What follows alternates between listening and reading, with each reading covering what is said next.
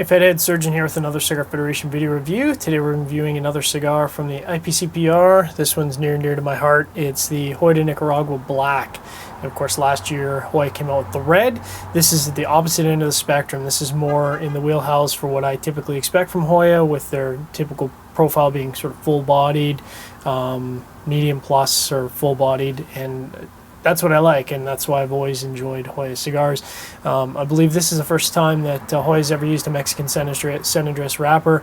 Most of the blends that come out of Joya are Nicaraguan puros, so this is going to be very interesting. I'm a big fan of Mexican San Andres, and I'm excited to see how Joya mixes that up with their tobacco. So this is the Toro. Going to be a bit of a long smoking experience today. The Toro is a 6x52. That's a bit of a long one, so we'll get into this and get smoking. Talking about the nose here, lots of cedar, maybe some hints of spices, but really just dominated by cedar on the wrapper. Nothing much else there. There's some elegant sweetness in the foot though. Very interesting actually. There's a lot of sort of stewed fruit sweetness. So I'm excited. We're going to get cracking here and get smoking. All right, we're on to the favorite part for me, which is the toasting and the lighting and the actual smoking. So we'll get cracking here. All right, we're nice and lit here, so we're going to do a V-cut. Got a nice centered V-cut that time. Tons of chocolate off the start, trailing sweetness. You would think the chocolate would be very sweet up front. What I get is that chocolate and some light cedar, and then the sweetness is almost post-draw. It hits really at the end of the draw, and it's very subtle, light plus. Normally when I smoke a lot of Joyas, they're very in your face to start. This is a very subdued start, so I'm kind of curious to see how this goes. Retrohale is very sweet, almost like toasted marshmallow. It's got a very light, airy quality to it. I'm excited to see what happens in the first third. So we're 10 minutes in the Joya Black here, and there is some spiciness starting to develop. It's subtle. It's about equal strength to the amount of rich sweetness that I'm getting off of this, and it does linger on the post draw, but it falls from sort of a medium strength on the regular draw to about a light level on the post draw. So if you're not a big fan of spice, this probably isn't going to be too overwhelmingly spicy for you. I can't even describe the retrohale on this. It's so elegant. It's so rich on the sweetness, but again, it's not an overpowering sweetness. It's just got so many layers to it. I mean, I wouldn't describe it as toasted marshmallow, but it's almost approaching toasted marshmallow. What a fantastic start. I'm really excited to see where the rest of this cigar goes. Sitting at the 20-minute mark, and the chocolate's becoming a little bit more pronounced here. It was a little subtle to start out with, and the sweetness, that rich sweetness, was kind of overpowering it.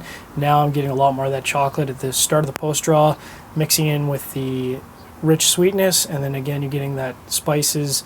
The spices are kind of waxing and waning, so some draws they're quite to the forefront, like a medium, almost medium plus. And a lot of the draws, they're just at a light plus, and again, just kind of lingering on the tongue at the end of the draw. This is an outstanding start. If the rest of the cigar is like this, this is going to be a no question box split, box buy for me. This is absolutely fantastic, and I'm not normally a big fan of the Toro Vitola, so if it's performing like this in the Toro, I can't imagine what it performs like in the other Vitolas. Just passing the 50-minute mark, and there is a profile change here going into the middle third.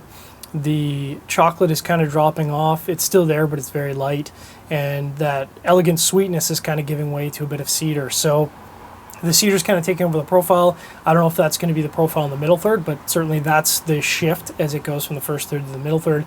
As you can see, I'm getting a lot of smoking time out of this. Typically when I smoke a Toro, I'm expecting to get, a minimum of an hour and a half, and I'm kind of aiming for an hour and 45 to 2 hours for smoking time.